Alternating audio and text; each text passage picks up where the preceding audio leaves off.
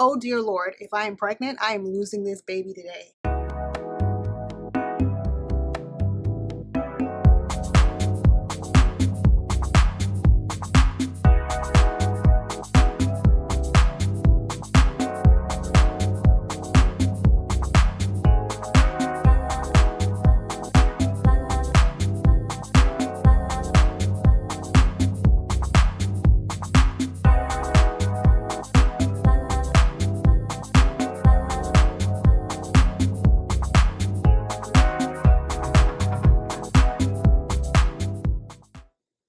Hi guys, welcome back to my channel. I am Natasha Charmaine, and if you are new here, welcome, and please subscribe. And if you like this video, please hit the like button and also hit the notification button to stay up to date on my current videos. So in today's video, I'd like to talk about my journey to becoming pregnant. Baby Milan is now 4 months old, and I don't think I've ever talked about what it took to get her here. So in this video, I just like to give you guys some real talk and let you know what my journey was like. So let's get into this video. So when my boyfriend and I first got together, we knew that I wanted to have children, and it wasn't something that we pushed to have right away, but I'll tell you how it all started. So one year we decided we would take a trip to Barbados. It was the first time I'd ever taken anyone that I was dating over to my country, and it was really exciting. And while there, we were having a great time and, you know, just doing all the touristy stuff. And prior to my trip, I had just had a a root canal. I'd had a root canal, and I was on antibiotics right after that. I think it was like for a week. So we went to Barbados, and while we were there, I felt kind of funny, like my body felt funny. It didn't feel like it was my own. And being someone who was never pregnant before, I didn't know what it was. So he asked me, "Are you okay? Are you okay?" Because during the night, I would wake up in the middle of the night feeling cramping in my stomach and stuff like that. And I said, "It's really weird. I'm expecting my menstrual, so I guess it's on its way. It's coming." But needless to say, it never did show. It just felt weird, and like I said, my body didn't feel like my own, and I was wondering if I was pregnant. I didn't know what it was like to be pregnant, so I would only assume it. So mind you, I had already been on antibiotics for a week. And of course, you know, when you go on vacation, you drink and you enjoy all of the food that the country that you're visiting has to offer. So of course we drank and stuff like that. And so I decided, you know what? I'm not going to drink for the remainder of this trip, just in case. So we did that. And then one day we went on a tourist trip, and it was one of those trips where you're like in an SUV where the back is out and it's got all these seating on the inside, and it takes you all around the island, and it's going over these bumps and stuff. And at one point it was so rocky. The first thing that crossed my mind was, oh dear Lord, if I am pregnant, I am losing this baby today, because it was so bumpy and so rocky. So I went through all of that while I'm being pregnant and didn't know that I was. So we had gotten back to the US, and I said the first thing I was going to do when I got back was I was going to take a pregnancy test. So as soon as he dropped me off at home, I went right down to the pharmacy, got a test, came back home, took it, and Lord and behold, I was pregnant. This was in 2016. I believe it was, I want to say July, August of 2016. So that was that story. So a whole week had gone by, and I had already scheduled an appointment to see the doctor, but my appointment hadn't come yet. So by the Sunday that came around again, I was at home one day, and all of a sudden I started to bleed, and there it was. I miscarried. Didn't realize that that's what it was, so I took a test again just to be sure, and of course it said that it was negative. So at that point, I think I had had the doctor's appointment within somewhere around there, because I knew that I was, I believe it was four weeks and like 3 days pregnant. So when we discovered that I had miscarried, honestly, I wasn't too sad. I didn't cry. I thought about it for a while. because it all just happened so fast. I found out one day I was pregnant, and then the next day it was like it was gone.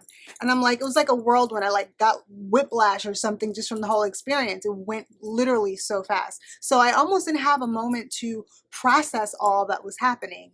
So that was that experience for me. So after that experience, based on the calculation of when I was in the first trimester, I had gotten the app, the pregnancy apps that show you when you're doing everything. And according to that, it says that my baby would be due on April 13th, 2017.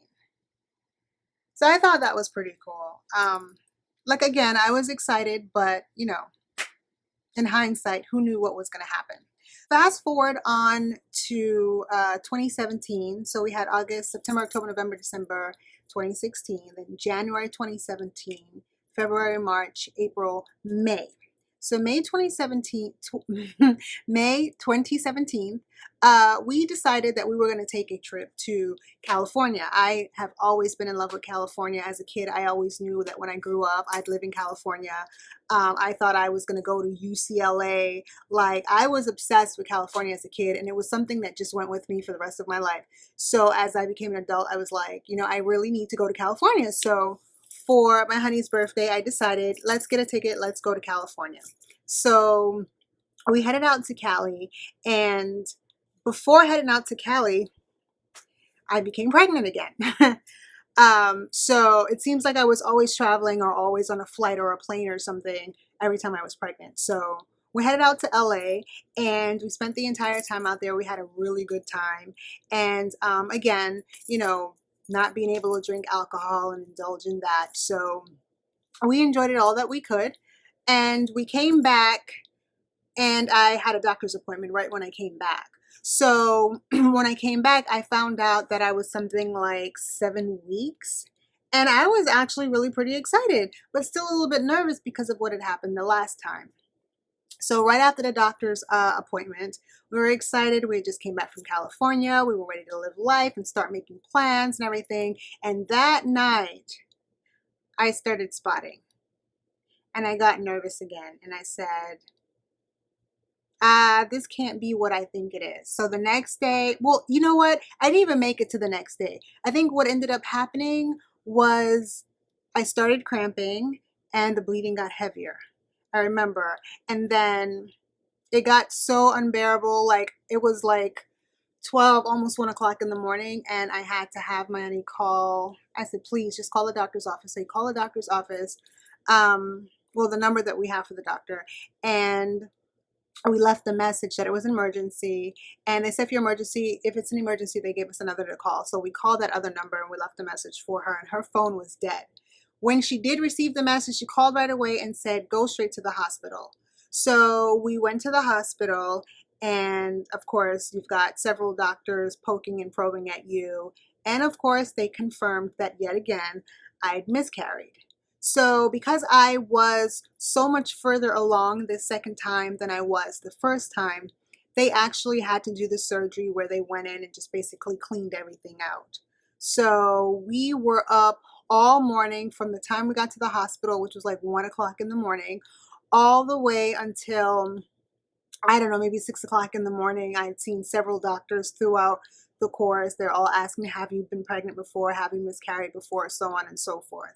And I'd gone through the surgery and everything was fine after that. You know, I had my honey call my job, just let them know that I wouldn't be in. And we took care of it from there. I don't really remember how I felt. I mean, I was upset a bit, but I didn't cry. For some reason, I almost felt a little bit relieved because I've never had a kid before. I don't know what to expect. I gotta tell you, when you have never had a kid before and you don't know what to expect, you fear the worst. You fear that you won't live up to being able to take care of this child. You fear that that you wouldn't be able to provide for them. And it's a very, very scary feeling. And I had a little bit of that go through me. So there was this small little itty bitty sigh of relief that I miscarried again. So, it was what it was at this point. It was 2017, and it turns out that all of this was due to the fact that I had fibroids. My sister had suffered from fibroids. I remember when I was a teenager, she had fibroid surgery, and I went to visit her in the hospital, and they had them in the pan, like she had taken pictures of them, and they were like these round masses of just masses, like meat or something. It was so disgusting. But that was what was growing inside of her. That's what was growing inside of me. And that was what was not allowing me to keep my baby. I was able to become pregnant, but for whatever reason, it wasn't able to latch because of all of the fibroids that I had had. So in discussing it with my doctor, my OBGYN, she decided that it would be a good idea to try to see if I can have them removed. She recommended one of the best doctors that she works with, and everyone goes to this doctor. And we had our consultation with him, and he told us that it was minimally invasive, which in fact it really was. That I'd have to be out of work for at least 2 weeks, and I was able to get the time off on FMLA, family leave. And the surgery was a success. I have minimal scarring. They took out fibroids through my belly button, and they did some other incisions, and it was well. I was in pain for just about the 2 weeks. When I came home the first day, to cough hurt, to sneeze hurt, to go number 2 just to push it out hurt. To pee at first was a little hard, but I got through that. But all in all, it was a success. So thank you to my great doctors that took care of me and got me through my fibroid surgery. That was 2017. So in 2018, we decided that we would just take a break. No trying to have babies, no anything. Not that we were trying before, but it would be good to just take a break, just reflect on everything that had happened, and give my body a chance to heal from the surgery. And later on, we would try to go at it again. So 2016, first miscarriage. 2017, second miscarriage. 2017, fibroid surgery. 2018, took a break. And at the top of 2019, January, baby, we went at it. All right. So we got a room at a really nice hotel. It was like a suite, it had its own bedroom, the doors, and had its own like living room area, 2 bathrooms. It was really cool. And we decided that we were going to do our baby making from there. I mean, I bought a whole new negligee, I got the makeup done, I did my hair, and I even did a playlist on my phone. I mean, I was ready. And from January 2019 through July of 2019 was when we did our full-on baby making. It took a while, and at some point you started to believe that it wouldn't happen. So I remember distinctively, I said, you know what? We're going to have to go hard. We're going to have to go every day for like a week and just make it happen. So 1 week, I remember 1 week, every day for that entire week, we just went hard. And little did I know, it happened. It happened, and it happened because I knew we were trying. It wasn't like it happened like it did before. So at this point now, I'm really excited because now we're really pushing to do this. Like, I was in my late 30s at that time, and now I'm in my 40s. Almost having a baby at almost 50 years old is like, hello, unheard of, especially when it's your first child. You want to make sure that you're able to do it before you lose that window of opportunity.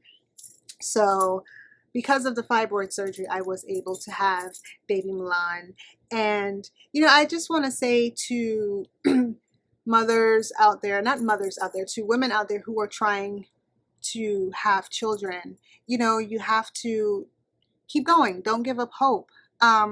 I remember I have a friend that I worked with, and when she found out that I was pregnant, she says, oh my God, that means there's hope for me.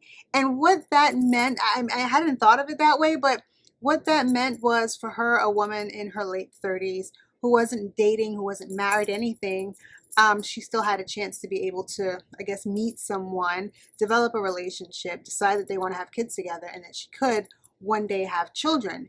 Because me, after a while, you kind of think it's not going to happen for you, especially after you've passed your 30s. Yes, I have passed my 30s.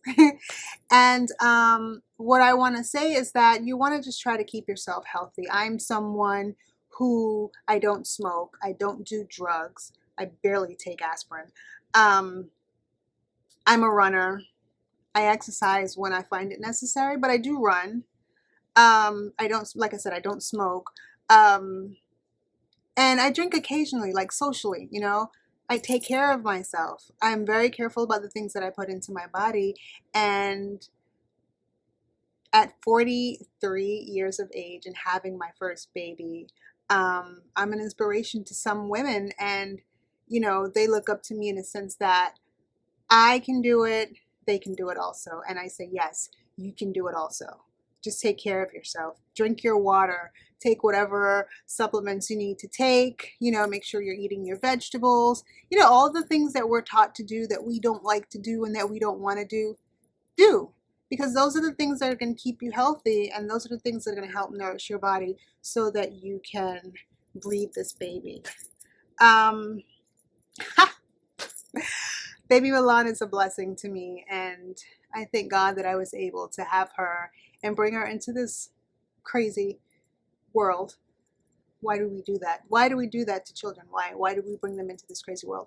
But I love her. She is my heart, and I've never known love like this little girl. She's amazing. She's so amazing. And at 4 months old, I can't wait to see her grow and flourish. For the other miscarriages that I had, they would not have been Milan. Milan is Milan.